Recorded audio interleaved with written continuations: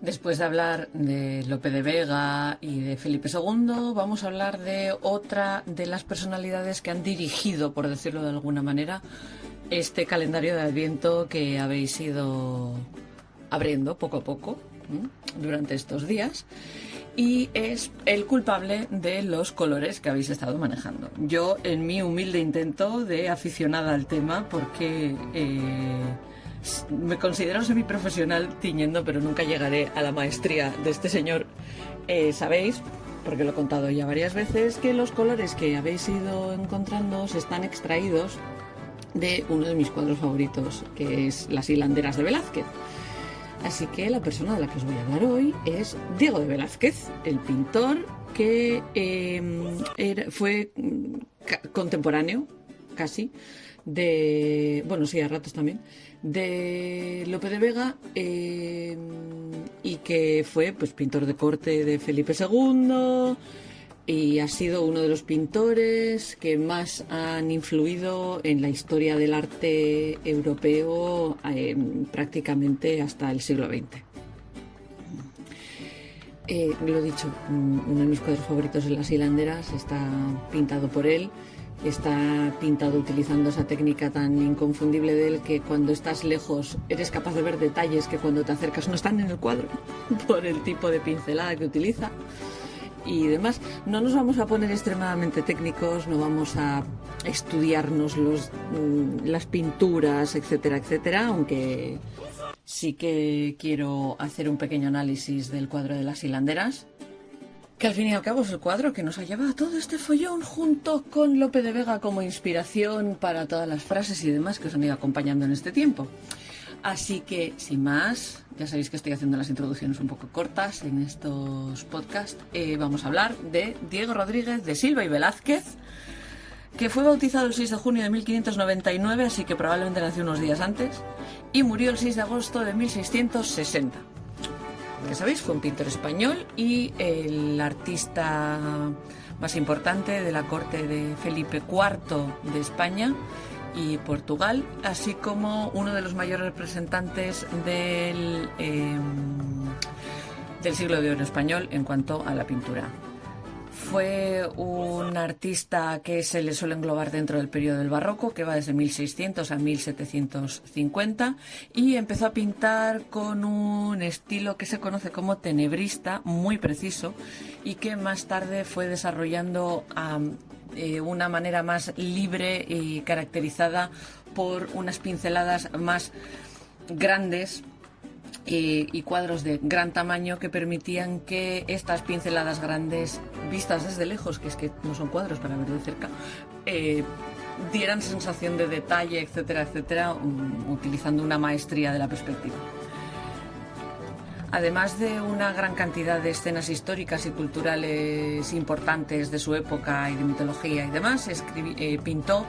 Si se me escapa un escribió, es porque mi cabeza salta directamente a Lope. Pintó muchos retratos de la familia real española y de gente común, y se suele decir que su obra maestra son las Meninas, que pintó en 1656. Las pinturas de Velázquez se convirtieron en un modelo para los realistas e impresionistas del siglo XIX, y en el siglo XX fueron influencia para artistas como Pablo Picasso, Salvador Dalí y Francis Bacon, que reinterpretan algunas de sus imágenes más icónicas en algunos de sus cuadros. La mayor parte de su trabajo está dentro de la colección real española y es, en general, la mayor colección y las mejores muestras de su pintura están en el Museo del Prado en Madrid, aunque algunos de sus cuadros fueron enviados al extranjero como regalos diplomáticos, especialmente a otros miembros de las familias de los Habsburgo. Velázquez nace en Sevilla, fue el primer hijo de Juan Rodríguez de Silva, que era notario, y Jerónima Velázquez, y fue bautizado en la iglesia de San Pedro en Sevilla, como ya os he dicho, un domingo, 6 de junio de 1599. Por tradición, los bautismos, salvo que el crío nazca muy enfermo, se solían hacer a los días y a veces incluso semanas de haber nacido. Entonces es bastante probable que su cumpleaños no fuera el 6 de junio, sino en algún momento a finales de mayo o algo por el estilo. Sus abuelos paternos, Diego da Silva y María Rodríguez, eran portugueses y se habían ido a vivir a Sevilla unas décadas antes. Cuando a Velázquez le ofrecieron el título de caballero en 1658, él dijo descender de la baja nobleza para poder adquirir ese título de caballero, pero se sabe que sus abuelos eran comerciantes, o sea, no tenían vínculos con la nobleza. Algunos autores llegan a sugerir que puede ser que sus abuelos fueran judíos conversos, y hay un investigador que llega a proponer que Velázquez podría haber sido de linaje morisco. Fue educado en circunstancias modestas, o sea, en su familia no se morían de hambre, pero tampoco se les caía el dinero. Y desde muy pequeño demostró mucha habilidad para el arte y fue enviado como aprendiz con Francisco Pacheco, que era un artista y profesor que sentaba cátedra, daba clases en Sevilla. Un biógrafo del siglo XVIII, Antonio Palomino, dice que Velázquez estudió durante un tiempo con Francisco de Herrera, antes de empezar su aprendizaje con Pacheco, pero no hay documentación al respecto, entonces puede ser algo registrado de oídas en alguna parte, pero no, o sea, a día de hoy no hay documentación que diga que fue también alumno de Francisco Herrera. Hay un contrato firmado el 17 de septiembre de 1611 que formaliza 6 años de aprendizaje con Pacheco, que tiene una data que dice que este aprendizaje empezó en diciembre de 1610. Y puede ser que durante un tiempo Herrera hubiera sido el sustituto de Pacheco entre diciembre de 2010 y septiembre de 1610 y septiembre de 1611. Pudo haberle sustituido mientras Pacheco estaba de viaje y tal, y puede ser que esa sea la referencia de haber sido aprendiz de Herrera. Aunque a Pacheco se le suele considerar un pintor no muy destacable y bastante aburrido, solía expresar un realismo directo y simple, y se le suele clasificar dentro del estilo manierista. El manierismo es un estilo de arte que aparece en Europa a finales del Alto Renacimiento italiano, hacia 1520, y se va extendiendo durante los siguientes años hasta a finales del siglo XVI, que es cuando empieza el estilo barroco a reemplazarlo todo. Es el estilo de pintura de Leonardo da Vinci, Rafael, los primeros pinturas de Miguel Ángel, etcétera, etcétera, para que os hagáis una idea, ¿vale? Pues se supone que a Pacheco, al profesor de Velázquez, se le supone y se le suele clasificar dentro de este estilo manierista. Como profesor sabía mucho y solía apoyar el desarrollo intelectual de sus estudiantes. O sea, no solo les enseñaba a pintar, sino que les decía que era muy importante el desarrollo cultural, el aprender cosas para ser mejor pintor. En la escuela de Pacheco, Velázquez estudió a los clásicos y le enseñaron a trabajar con las proporciones y la perspectiva, y pudo, gracias a que era una escuela en la que se reunía bastante gente intelectual, pues pudo estar al corriente de lo que estaba de moda en la literatura y en los círculos artísticos de Sevilla. El 23 de abril de 1618, Velázquez se casa con Juana Pacheco, que era la hija de su profesor, y tuvieron 2 hijas. La mayor, Francisca de Silva Velázquez y Pacheco, se casó con el pintor Juan Bautista Martínez del Mazo, y la más joven, Ignacia de Silva Velázquez y Pacheco, murió en la infancia.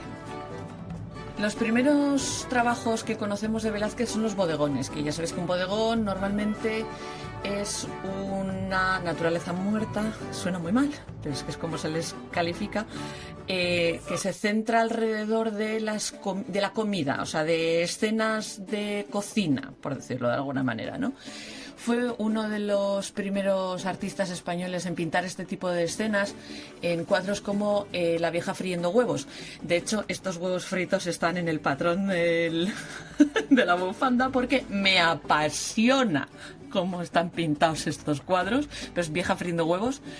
Curiosamente, no está en España este cuadro, está en la National Gallery de Escocia, en Edimburgo, pero lo podéis ver online y os juro que esa cazuela y esos huevos es la cosa más maravillosa del mundo. Si tenéis el patrón, si estáis siguiendo el patrón de la bufanda del Emecal, que va unido a todo esto, habéis visto un detalle, habéis visto los huevos, no el cuadro entero, porque puse solo los huevos, porque es que me parece maravilloso.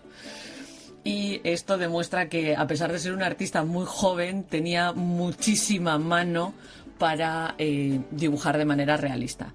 El realismo y la luz dramática de este cuadro parecen haber recibido influencia del trabajo de Caravaggio, a quien Velázquez conocía como de segunda mano. O sea, no había visto obras originales de Caravaggio, había visto copias de sus obras y también estaba influenciado por la escultura polícroma de las iglesias sevillanas que hay, iglesias apartadas en Sevilla. Dos de estos bodegones, escena de la cocina con Cristo en la casa de Marta y escena de cocina con Cristo en Emaús, son escenas religiosas, utilizan el trasunto de estas escenas religiosas para representar la vida diaria de la gente humilde, ¿no? Porque estas escenas ocurren en el fondo y lo que se ve en primer plano es a una cocinera o el incidente, o sea, el trasfondo Cristo en Emaús y demás, se ve como fuera de la ventana, ¿no? También hizo bastante obra religiosa en esta época de su vida, como la Virgen de la Inmaculada Concepción, que a diferencia de su maestro Pacheco, que solía pintar caras muy idealizadas que no pertenecían a nadie, Velázquez utiliza la cara de una muchacha sevillana para reflejar a la Virgen. Y también hizo cuadros sobre la adoración de los Reyes Magos, San Juan el Evangelista en la isla de Patmos, etcétera, etcétera. De este periodo también son los retratos de Sor Jerónima de la Fuente, que es el primer retrato cuerpo entero que realiza Velázquez, el Aguador de Sevilla, que es, digamos que es el mejor ha sido tratado como el mejor de los bodegones de Velázquez y se suele decir que es puro virtuosismo a la hora de reflejar volúmenes y texturas en este cuadro. Para principios de la década de 1620, Velázquez ya tiene una reputación muy establecida en Sevilla y viaja a Madrid en abril de 1622 con cartas de introducción de don Juan de Fonseca, que era capellán del rey.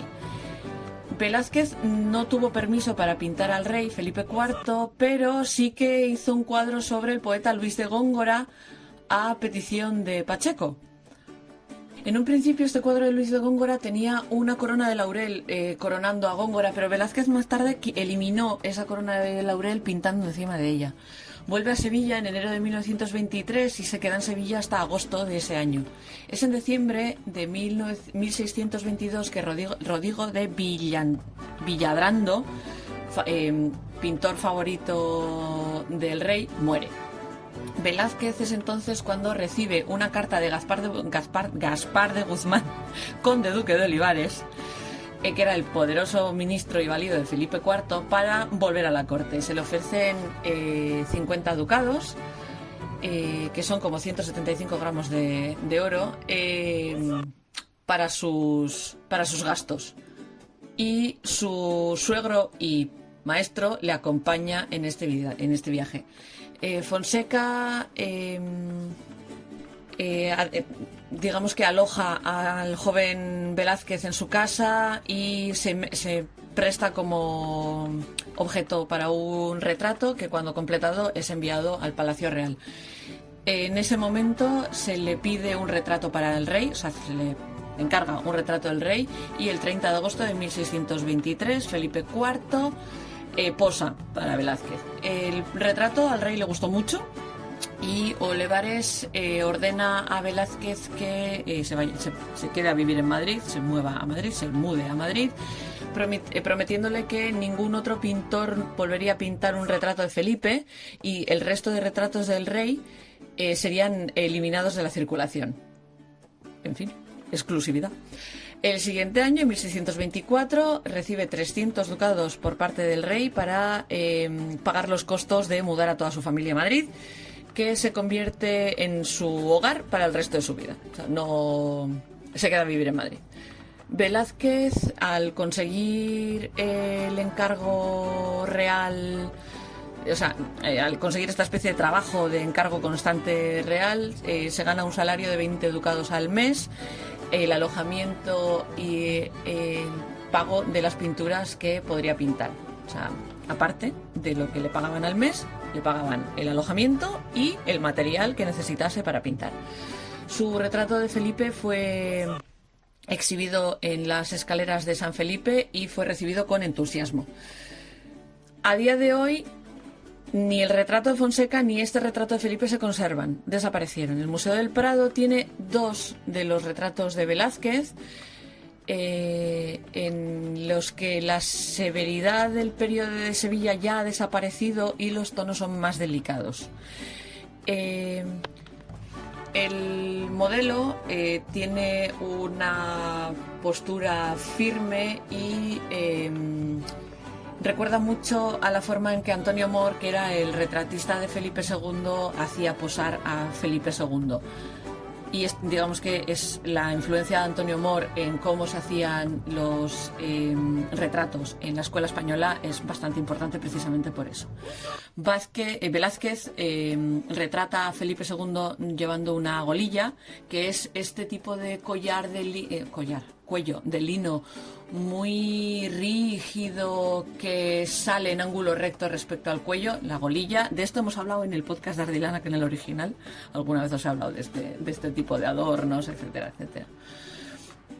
La golilla había reemplazado los anteriores cuellos que se utilizaban en la época de Felipe por culpa de las leyes de la Reforma durante un periodo de crisis económica. Como ya os estuve hablando, durante el Siglo de Oro hay varias crisis económicas una detrás de otra.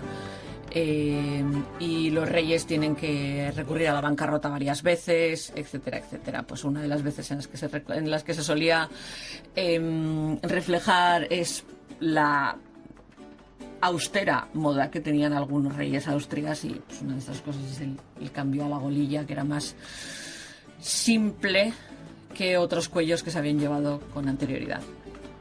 Hay registros que dicen que en esa época el entonces príncipe de Gales, que luego sería Carlos I, que es todo un personaje histórico, si os gusta la historia de Inglaterra y se ha visto el tema del follón entre Cromwell y Carlos I, es ese Carlos I, ¿vale? Es el momento en el que Inglaterra fue una república durante un tiempo. Se sabe que hizo una visita a la corte en 1623 y hay registros que dicen que posó para Velázquez, pero no se conserva este cuadro. Es bastante probable que se enviase a Inglaterra. En 1627, Felipe organiza una competición para los mejores pintores de España, en el que el tema es la expulsión de lo que en aquel momento se llamaban los moros. Me vais a perdonar el término, a día de hoy es un término despectivo, pero en aquella época se les denominaba así.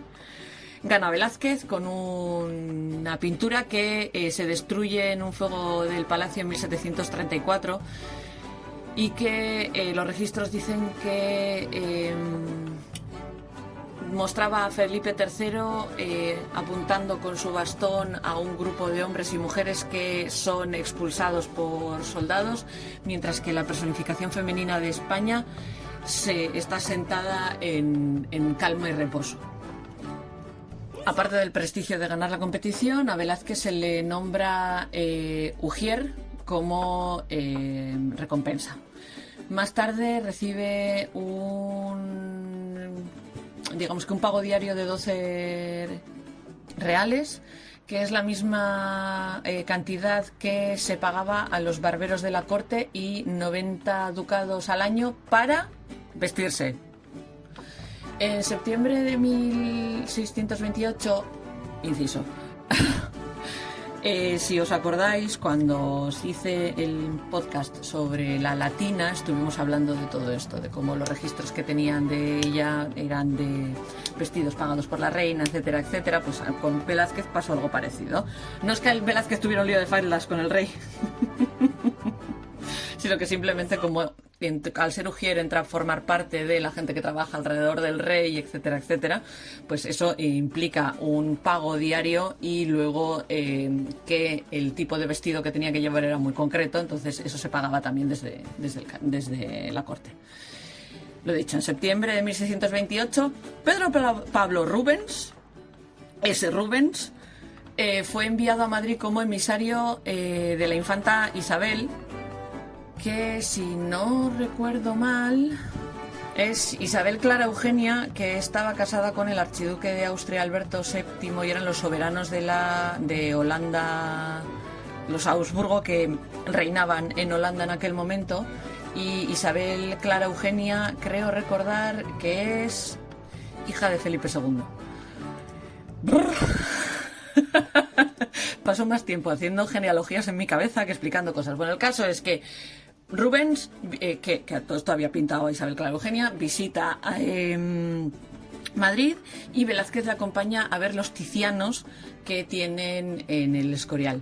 Rubens, que ya había demostrado su brillantez como pintor y cortesano durante los 7 meses de misión diplomática que tuvo, tenía una opinión muy alta sobre Velázquez, pero no tuvo gran influencia en su pintura. Ninguno de los dos influyó al otro a la hora de pintar, pero sí que tenían una gran opinión entre ellos. O sea, tenían una alta opinión el uno del otro, o sea, se apreciaban el uno al otro. Lo que sí sabemos es que galvanizó el deseo de Velázquez de irse a Italia y ver las pinturas de los grandes maestros italianos.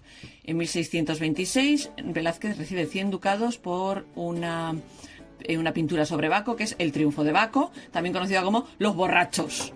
Porque en España lo de ponerles otros títulos a los cuadros se nos da muy bien. O sea, el título de las hilanderas no es Las hilanderas. El título del cuadro de las lanzas no es Las lanzas. Y el título de Los borrachos no es Los borrachos, El triunfo de Baco. Como ya os recuerdo, Velázquez tenía un gran conocimiento de los clásicos y un gran conocimiento de la mitología, etcétera, etcétera. Pero este es el primero de las pinturas mitológicas que hace. Es un cuadro de un grupo de hombres en vestido contemporáneo que están rindiendo homenaje a un medio desnudo y coronado de hiedra, a un joven medio desnudo y coronado de hiedra que está sentado encima de un barril de vino. Se ha interpretado de varias maneras. Por una parte dicen que puede ser una descripción de una representación de teatro, como una parodia, o como la representación simbólica de los cultores pidiéndole al dios del vino que les alivie sus penas. No os hacéis una idea de la de veces que en mi cabeza la palabra agricultor no sale y sale la palabra euskera que es nekazari. Así que si en algún momento estoy hablando muy rápido, se me va la pinza y en vez de oír la palabra agricultor oís la palabra nekazari, que sepáis que estoy haciendo referencia a eso. Y a los que no habláis euskera ya habéis aprendido una palabra nueva hoy. El estilo demuestra el naturalismo de las primeras obras de Velázquez, que empieza a tener cierta influencia de Tiziano. En 1629 dan permiso a Velázquez para pasarse 1 año y medio en Italia. Aunque esta primera visita es reconocida como un capítulo crucial en el desarrollo de su estilo y en la historia del patronazgo real, ya que Felipe IV es el que paga todo este viaje, algunos detalles específicos... O sea, se saben pocos detalles específicos de a quién vio el pintor, a quién conoció, con quién se encontró y cómo fue percibido y qué innovaciones esperaba introducir en su pintura. Se sabe que viajó a Venecia, Ferrara, Cento, Loreto, Bolonia y Roma. En 1630 visita Nápoles para pintar el retrato de Mariana de España, y allí es bastante probable que conociera o se encontrase con Rivera. Los grandes trabajos de este primer periodo italiano son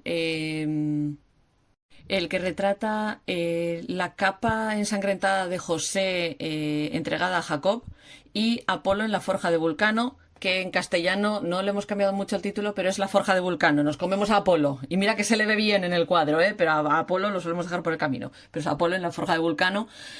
Y ambos revelan su ambición de rivalizar con los italianos como pintor histórico de gran formato.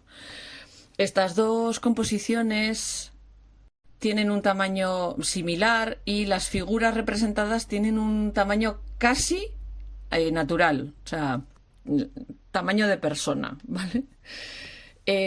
Pueden haber sido concebidos como historias con moraleja, porque la escena bíblica describe un engaño y la escena mitológica describe la revelación de un engaño. Como hizo con el triunfo de Baco, Velázquez representa a sus personajes como gente contemporánea cuyos gestos y expresiones faciales son los de la vida cotidiana. Siguiendo el ejemplo de pintores boloñeses como Guido Reni, Velázquez pinta a Apolo en la forja de Vulcano en un lienzo preparado con una pequeña pátina gris en vez de la pátina rojo oscura que utilizaba en sus primeros trabajos. Cuando digo patina es pinta al fondo del lienzo antes de ponerse a pintar encima. Eso es algo que, no sé, si tenéis pintores en casa, les habéis visto hacer eso. O por lo menos en mi casa, todo Dios mancha el lienzo antes de ponerse a pintar. De hecho, los dos únicos cuadros... Bueno, terminé uno. Se me da muy mal pintar, ¿vale? Pero he pintado un cuadro en mi vida. Lo tengo aquí en mi casa y nunca sacaré la foto. Es un bodegón. Mi madre lo primero que me enseñó es que el fondo se mancha. O sea, y ella lo hace sistemáticamente.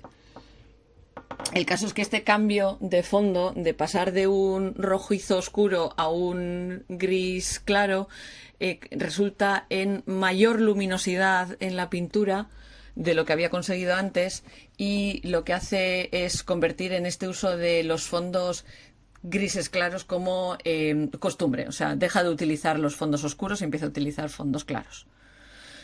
Vuelve a Madrid en enero de 1931. Ese año completa la primera serie de muchos de los retratos que hace del joven príncipe, empezando por el príncipe Baltasar Carlos con un enano y el retrato ecuestre del príncipe Baltasar Carlos. Velázquez dibuja al príncipe con mucha dignidad y muy señorial, con el traje de mariscal de campo en un caballo que está rampante. En una versión, la escena está pintada con la escuela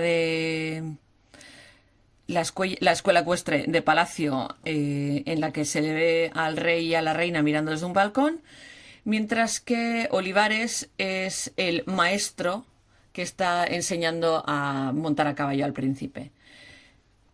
Para decorar el Palacio del Buen Retiro, que era el nuevo Palacio del Rey, Velázquez pintó varios retratos ecuestres de la familia real.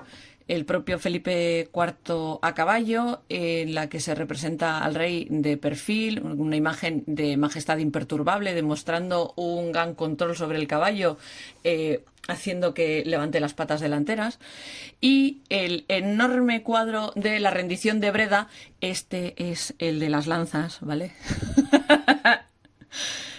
Que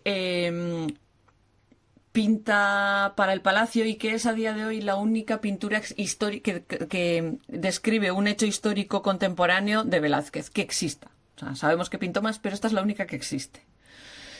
De hecho, conoció a Spínola, que fue el que derrotó a la ciudad holandesa de Breda unos años antes, y lo que el cuadro hace es describe el intercambio de llaves de la ciudad entre los holandeses y el ejército español después de el sitio de Breda, y se considera como uno de los mejores cuadros de Velázquez. Es la verdad que el cuadro es bastante llamativo y bastante espectacular. Trata de manera simbólica la victoria de los militares españoles sobre los holandeses, y Digamos que normalmente este tipo de pinturas se solían retratar con el general subido a caballo mirando hacia abajo hacia los que había derrotado, y estos que habían sido derrotados estaban todos arrodillados, etcétera, etcétera. Velázquez no. Velázquez decide que él este tipo de convenciones se las pasa por el arco del triunfo y demuestra al general español de pie. O sea, no está montado al caballo, de hecho el caballo da la espalda al público en el cuadro, pero demuestra al general de pie, viendo a su contraparte holandesa como un igual, al que además consuela con una mano en el hombro. Si habéis visto el cuadro lo estáis visualizando. Si no, corred a Google y metéis la rendición de Breda y os sale el cuadro. Conocemos el aspecto del conde duque de Olivares, del ministro, gracias a los numerosos retratos que le hizo Velázquez. Dos de ellos son muy conocidos. Uno es un retrato de cuerpo entero en el que aparece como muy digno y muy estadista y demás, en la que lleva la cruz de la Orden de Alcántara y sujeta una vara como muestra de su oficio como maestro de caballos, y en el otro, que es el conde duque de Olivares a caballo, que es probablemente la que más os suena, está representado como mariscal de campo en plena acción. En estos retratos Velázquez, digamos que pagó una deuda de gratitud que tenía con el conde duque de Olivares, porque fue él el que lo puso en el camino del rey. La estatua de la Plaza de Oriente de Madrid, que representa a Felipe IV a caballo, es obra del escultor Juan Martínez Montañez, basándose en uno de los retratos ecuestres que hizo Velázquez del rey. Un dato muy curioso es que a partir de la primera obra mitológica que hace, él sigue haciendo muchos retratos y muchos cuadros sobre autores clásicos y demás. Tiene dos retratos de Esopo y Menipo, a los que representa como si fueran pordioseros, y en Marte descansando es un retrato de la figura mitológica, pero estamos ante un hombre de edad mediana haciendo de Marte, con cara de mucho cansancio, aspecto desaliñado y un mostacho enorme que es cómicamente incongruente. Y pues eso, es como una especie de intento de reflexión sobre la realidad y sobre la representación de la visión artística que hace Velázquez. Si no hubiera sido porque era el retratista de la corte y el pintor de la corte, es bastante probable que Velázquez no pudiera haber escapado de la censura de la Inquisición y que nunca hubiera podido presentar en sociedad la Venus del Espejo.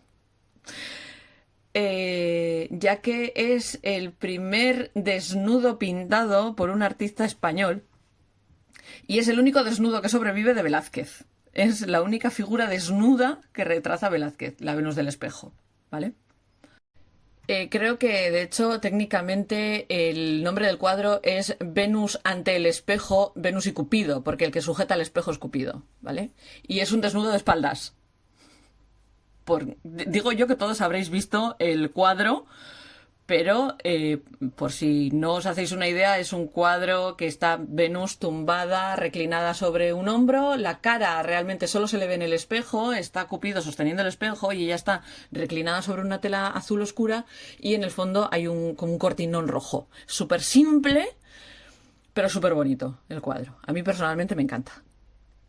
Es un cuadro que es uno de los últimos cuadros que pintó y técnicamente no estamos seguros de para quién se pintó. Históricamente se ha asociado a Gaspar Méndez de Haro, séptimo marqués del Carpio, que era muy gran amigo de Felipe IV, sobrino nieto del conde duque de Olivares y notorio libertino. Hay quien dice que realmente el cuadro era para el rey y que fue la inspiración para los cuadros de Francisco de Goya de La maja desnuda y La maja vestida. Pero bueno, que sepáis que es el único desnudo de Velázquez que se conserva y que probablemente no lo hubieran podido sacar al público, o sea, no hubiera podido ser expuesto al público, porque la Inquisición les hubiera pasado por encima, de no ser que Velázquez era el pintor real. Conservamos unas 34 Bueno, no, conservamos no. Se conocen 34 retratos de Felipe hechos por Velázquez. Y también pintó cuadros de mucha gente diferente, de Isabel de Borbón, que era la primera esposa de Felipe, de sus hijos, especialmente de su hijo mayor, don Baltasar Carlos, a quien Velázquez pintó durante desde más o menos los 2 años de edad. Caballeros, soldados, clérigos, al poeta Francisco de Quevedo, todos fueron modelos de Velázquez. Velázquez también pintó a varios bufones y enanos de la corte de Felipe, a quien solía retratar de manera respetando mucho su individualidad y de manera a ver, no sé cómo expresar esto. Los pintaba sin utilizarlos como trasunto de comedia, o sea, sin reírse de ellos, o sea, y respetando mucho su individualidad. Entre ellos, pues probablemente el cuadro más famoso es el de el bufón Don Diego de Acedo, en la que retrata la inteligencia que hay en su cara y lo retrata con un enorme folio y una botella de tinta y una pluma a su lado para demostrar que era un hombre muy bien educado y muy inteligente. Como pintor de corte, Velázquez no tuvo tantas comisiones para trabajos religiosos como algunos de sus contemporáneos. Sí que hizo un Cristo crucificado que está para el convento de San Plácido de Madrid. También su yerno, Bautista Martínez del Mazo, que le sucede que hereda su posición de ujier en 1634, y el propio Mazo parece ser que recibieron dinero para hacer retratos y más tarde no llegaron a tener el mismo nivel de implicación como pintor de corte del propio Velázquez, pero sí que trabajaban en el palacio. Además de ser pintor de corte, Velázquez tenía la misión de conseguir más pinturas y esculturas para la colección real. De hecho, España tenía muchísimos cuadros, pero tenían muy pocas estatuas. O sea, la colección del rey de España tenía muchos cuadros, pero muy pocas estatuas. Así que Velázquez se fue a Italia, literalmente, se fue a Italia a comprar estatuas. En esta segunda visita a Italia, que empieza en 1649, fue acompañado por su asistente Juan de Pareja, que en estas alturas de la historia era un esclavo y que había sido entrenado para pintar por el propio Velázquez. Velázquez sale de Málaga y llega hasta Génova y desde ahí se mueve hacia Milán y a Venecia comprando pinturas de Tiziano, Tintoretto y Veronese según pasaba. O sea, llevaba la bolsa abierta.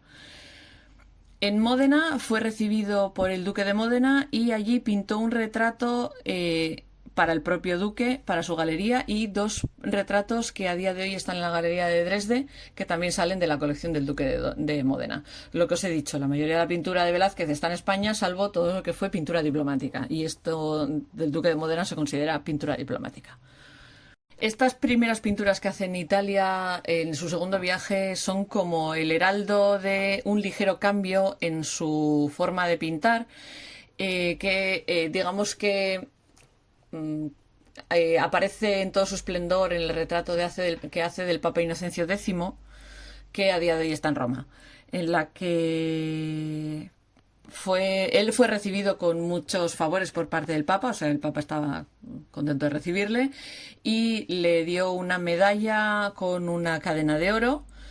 Velázquez se llevó una copia de este retrato a España con él y existen varias copias en diferentes galerías. Y es este el momento en el que Velázquez empieza a ser famoso por su por su forma de pintar, que es conocido como manera abreviada, que es un término que acuñaron los pintores contemporáneos a él en España, porque tiene un estilo más afilado.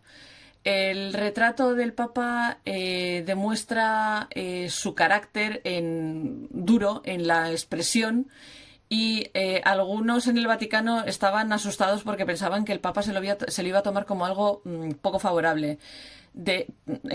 Por todo lo contrario, a Inocencio le encantó y lo tenía colgado en el en la habitación, en el cuarto, en la sala en la que recibía a los visitantes. Es en Roma donde pinta el famoso retrato de Juan de Pareja, de su asistente, que a día de hoy está en el Museo Metropolitano de Arte de Nueva York. Y se sabe que hizo este retrato como entrenamiento antes de hacer el retrato del Papa Inocencio. Captura con gran detalle el aspecto y la pose de Pareja, con su ropa bastante desgastada y reparada en varios trozos, con un uso de la pincelada muy económico. O sea, no hay una pincelada además en este cuadro ni por accidente. En 1650, Velázquez compra la libertad de Juan de Pareja y lo libera de la esclavitud. Y es en esta misión en la que, como procurador de arte del rey, consigue para la Sala de los Espejos del Alcázar Real de Madrid copias de los 12 leones de bronce de los Medici, que a día de hoy están distribuidas entre el Palacio Real y el Museo del Prado. Durante esta época de Roma, Velázquez tuvo una affair y tuvo un hijo, bastardo, al que nunca vio. O sea, fue padre, pero nunca se responsabilizó de este hijo. A partir de febrero de 1650, Felipe empieza a decirle a Velázquez que va siendo hora de volver a España. Y después de visitar Nápoles y Venecia, vuelve a España vía Barcelona en 1651, llevando consigo un montón de cuadros, unas 300 estatuas, y que más tarde fueron organizadas y catalogadas para el rey. Isabel de Francia muere en 1644 y el rey se casa con Mariana de Austria, a quien Velázquez ahora pinta en muchos retratos y en muchas diferentes actitudes. En 1652 es elegido por el rey para ocupar la oficina de aposentador mayor, que lo que hace es que Velázquez tenga que ocuparse de revisar las habitaciones que ocupa la corte. Una función que realmente lo único que servía era para interferir en el ejercicio de su arte. Pero, curiosamente, en lugar de repercutir a malas en sus cuadros, es ahora cuando pinta algunos de sus mejores cuadros, entre ellos Las Meninas. Las Meninas se considera la obra magna de Velázquez y en esta se representa una de las infantas, Margarita Teresa, la hija mayor de la nueva reina, que aparece rodeada por sus acompañantes y por su corte. Y es extremadamente famoso porque sale él en el cuadro, se le ve a los reyes en un espejo, etcétera, etcétera. O sea, todos hemos visto Las Meninas. No os voy a describir Las Meninas en detalle. Creado 4 años antes de su muerte, es el ejemplo extraordinario del arte barroco europeo. Luca Giordano, un pintor italiano contemporáneo de Velázquez, se refería a él como la teología de la pintura. En 1827, el presidente de la Royal Academy of Arts, Sir Thomas Lawrence, lo describe como la verdadera filosofía del arte. Aunque no está muy claro quién es el sujeto real de la pintura. O sea, hay demasiada gente en este cuadro. ¿Es la infanta o es el pintor el protagonista de esta pintura? ¿Son el rey y la reina los que se le ven el reflejo en el espejo en el fondo de la pared? ¿Es la pareja real? O sea, la pareja real está fuera. Claro, nosotros no estamos viendo a los reyes, se supone que son un reflejo. ¿Están los reyes viendo pintar este cuadro? Hay quien le atribuye a esta imagen lejana y algo borrosa de los reyes una especie de premonición a la caída del Imperio Español, que empieza a coger carrerilla cuando muere Felipe. O sea, mientras Felipe está vivo todavía están las cosas bien, pero en cuanto muere Felipe empieza a ir todo cuesta abajo. Se dice que fue el propio rey el que pintó la cruz de Santiago, de la Orden de Santiago, en el pecho de Velázquez, tal y como aparece hoy en el cuadro, pero Velázquez no recibió este honor hasta 3 años después de terminar el cuadro. También hay quien dice que esto fue una especie de propaganda del propio Velázquez en plan, ¿me dais a mí la Orden de Santiago o qué? Pero es algo que es muy curioso porque el rey no hubiera podido nombrar a Velázquez caballero de Santiago sin permiso. O sea, ¿por qué hay que establecer la pureza de su linaje? Había otro tipo de títulos que podía conceder el rey. Este precisamente no era uno que pudiera conceder así alegremente. O sea, había que demostrar un linaje concreto, etcétera, etcétera.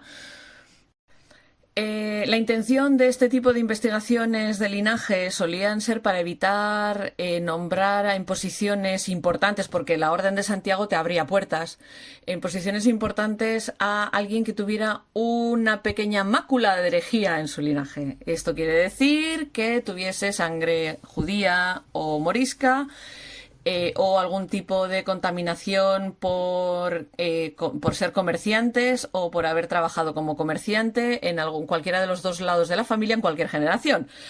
Os he dicho al principio que se especula que el propio Velázquez podía ser o descendiente de judíos conversos o descendiente de moriscos, y que sus abuelos eran comerciantes. Entonces es como, su padre era notario, pero el resto, ¿qué es lo que pasa? Sabemos cuál es el resultado de esta investigación porque existe, o sea, se encontró en los archivos de la Orden de Santiago. A Velázquez se le concede este honor en 1656 y se justifica su ocupación, a pesar de ser plebeyo y a pesar de descender de comerciantes, porque como pintor del rey era evidente que él no vendía cuadros. O sea, que Velázquez no era el que vendía los cuadros.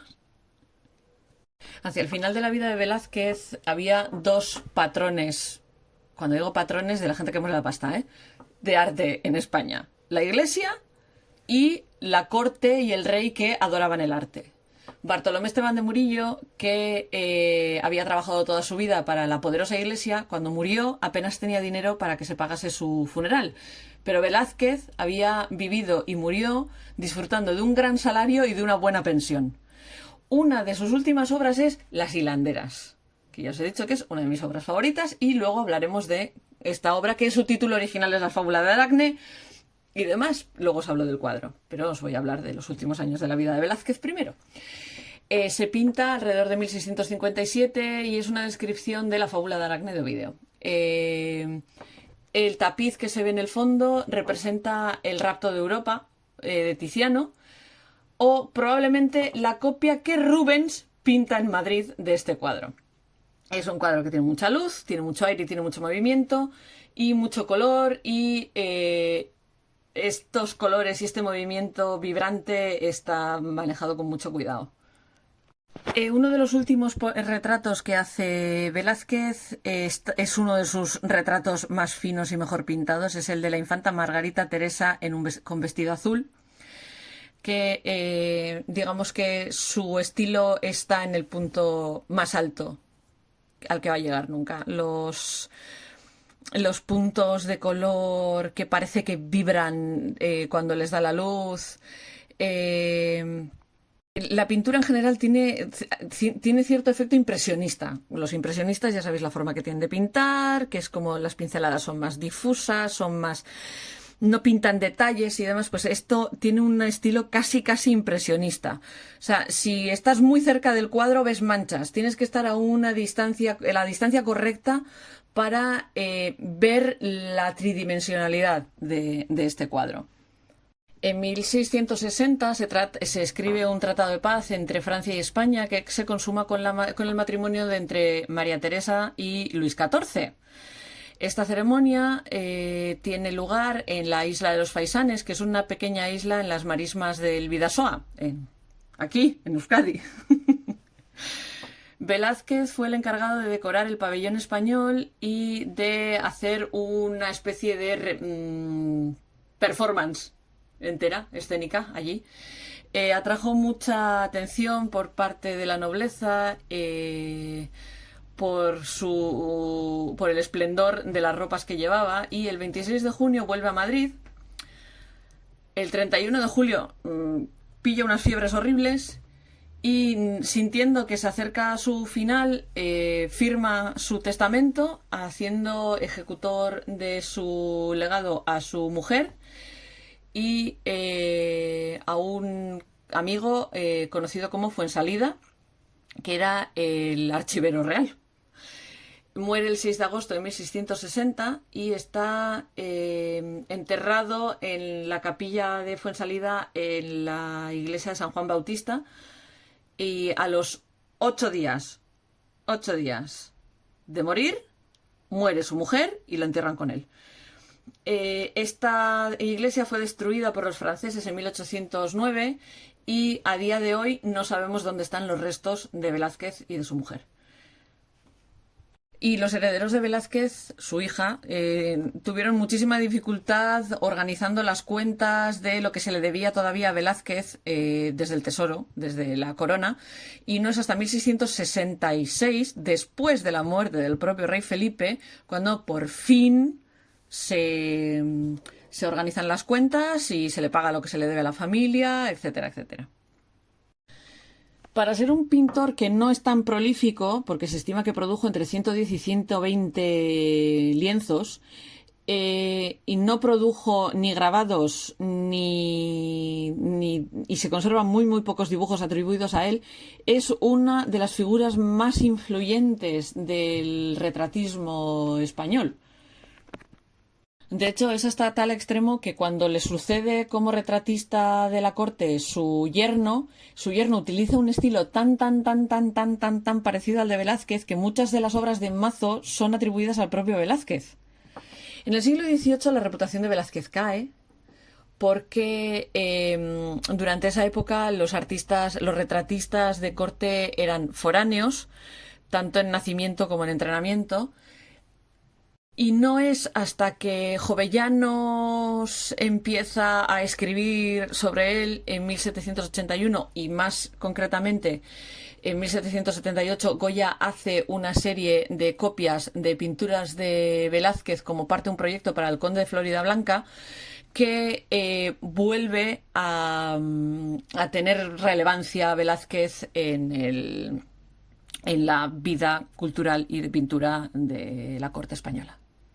Y se suele considerar a Velázquez la influencia clave que permite a Eduard Manet hacer de puente entre el realismo y el impresionismo. Manet decía que Velázquez era el pintor de los pintores y admiraba el trazo vivo de Velázquez cuando pintaba y utilizó los motivos del propio Velázquez en su propio arte.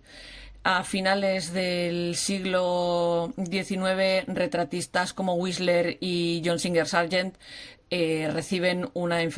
demuestran una influencia enorme de Velázquez. Si veis retratos de John Singer Sargent, por Dios, si no conocéis a este pintor, y meter John Singer como cantante, Sargent como sargento en Google y echáis un vistazo.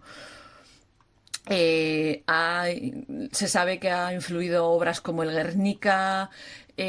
Francis Bacon pensaba que el retrato de Inocencio X era el mejor retrato que se había hecho jamás. Fernando Botero ha pintado meninas. Y curiosamente, algo que probablemente no sepáis es que a día de hoy, entre los descendientes de Velázquez, a través de su hija Francisca de Silva Velázquez y Pacheco, nos encontramos al propio Felipe VI de España y a su propia madre Sofía de Grecia y Dinamarca, porque descienden todos de los marqueses de Monteleone, que su hija Francisca es ancestro de los marqueses de Monteleone y prácticamente podríamos llamarle el abuelo de Europa, como se le suele llamar la abuela de Europa, la reina Victoria, porque el rey de Holanda, el rey de Suecia, el rey de Bélgica, el príncipe de Liechtenstein y el gran duque de Luxemburgo, además del rey de España, descienden de Velázquez. ¿A que no sabíais ese dato?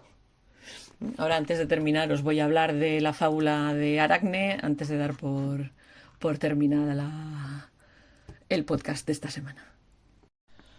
Las hilanderas, que es el nombre popular de la fábula de Aracne, es probablemente el lienzo más enigmático de Diego de Velázquez porque no sabemos para qué carajo pintó la obra. La mayoría de sus obras normalmente tenemos una referencia para qué eran, o eran para un palacio, o eran un encargo, o eran un retrato, etcétera, etcétera. La fábula de Aracne no sabemos para qué se pintó. Tiene un tamaño de 2,20 m por 2,93 m, o sea, es grande. Si os dedicáis al hilado, es fascinante porque tenemos una rueca en primer plano, una devanadora tirada en el suelo, ovillos, una muchacha ovillando con una devanadora, y luego pues, el tapiz de fondo, gente de la corte, etcétera, etcétera. Hay ciertas discrepancias sobre cuándo pinta Velázquez el cuadro. Algunos lo consideran anterior a las Meninas. Otros creen que se hizo justo después del segundo viaje de Velázquez a Italia, en 1649. Más o menos podemos creer que pintó el cuadro hacia 1657, que es cuando más es en el punto álgido de su técnica, y se cree que lo pintó para un cliente particular llamado Pedro de Arce. Era el pintor de la corte, entonces Velázquez rara vez hacía encargos privados, pero en este caso se hizo una excepción porque Arce era montero de Felipe VI, o sea, era el que organizaba las jornadas de caza y tenía cierta influencia dentro de la corte de Madrid. En un inventario de los bienes de esta persona, realizado en 1666, aparece una mención del cuadro como la fábula de Aracne.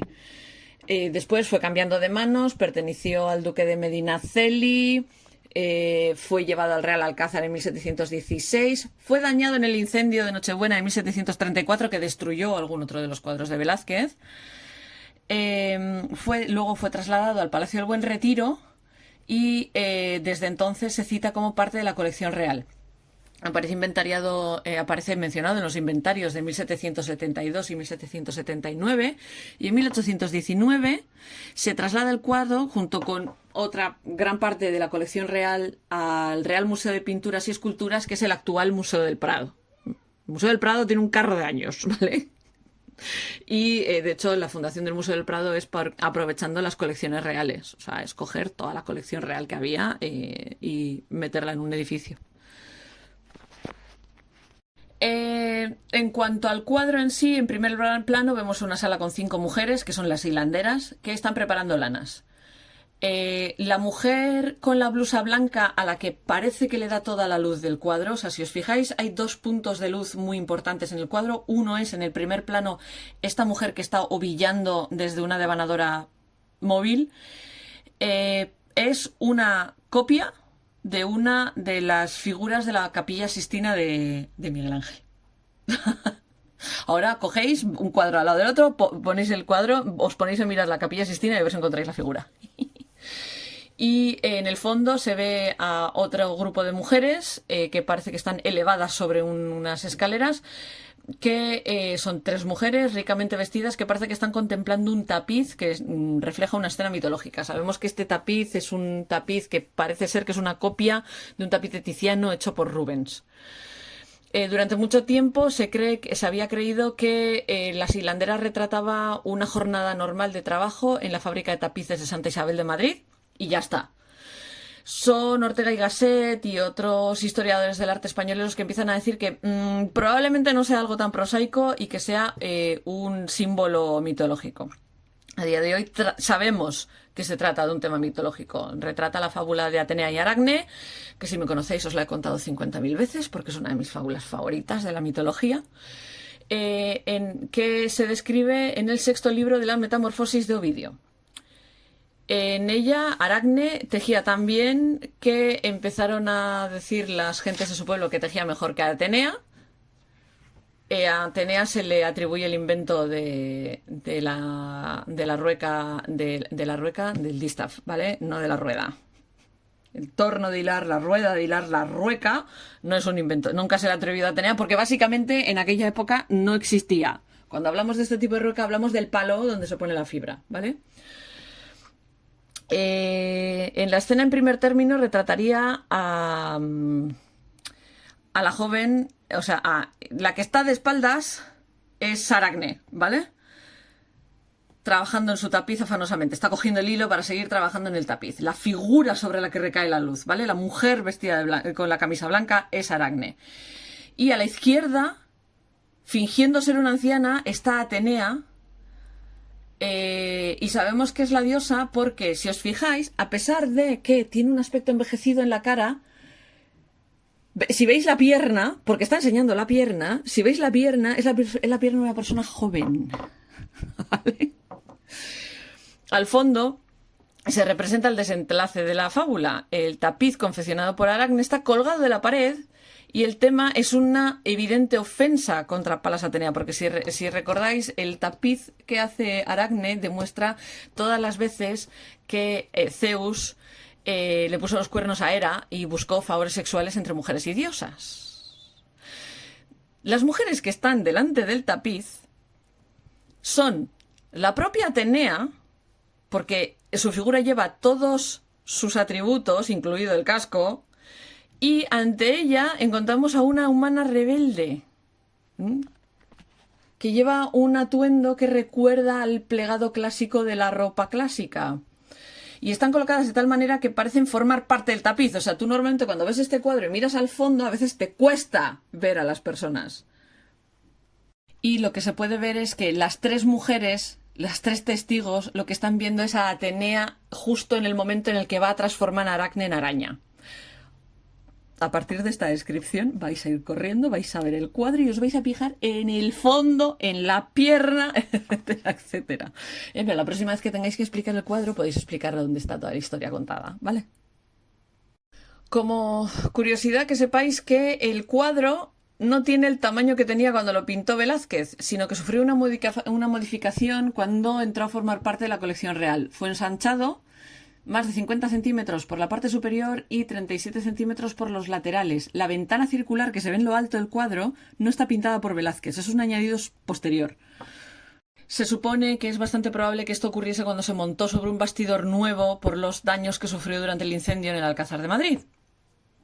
Pero si vais a ver el cuadro a día de hoy al Museo del Prado, no vais a ver estas partes añadidas porque aunque están en el cuadro, porque aunque se sometió a restauración en 1980, se conservaron estos añadidos, tal y como se expone hoy, a día de hoy, está en una doble pared y todos los añadidos no se ven, o sea, están ocultos detrás de la doble pared. En este cuadro, Velázquez utiliza una paleta que es casi monócroma, las pinturas están muy diluidas y son muy finas. Utiliza una variedad de tonos ocres, tierras, óxidos, que no era muy habitual en esa época utilizarla de esa manera. Además, está pintado de tal manera que el movimiento es obvio. O sea, tú ves el movimiento, se ve que la rueda de la rueca está girando porque los radios no se ven bien por la velocidad a la que va. Y Aracne está devanando el ovillo a semejante velocidad que da la sensación de que tiene 6 dedos. Otra cosita más que tenéis que ver, que os tenéis que fijar. En fin, espero que os haya resultado interesante este capítulo sobre Velázquez. Os he hablado de su vida, de su historia, de lo importante que fue, de mi cuadro favorito. Así que nada, nos vemos en el siguiente podcast de este Adviento.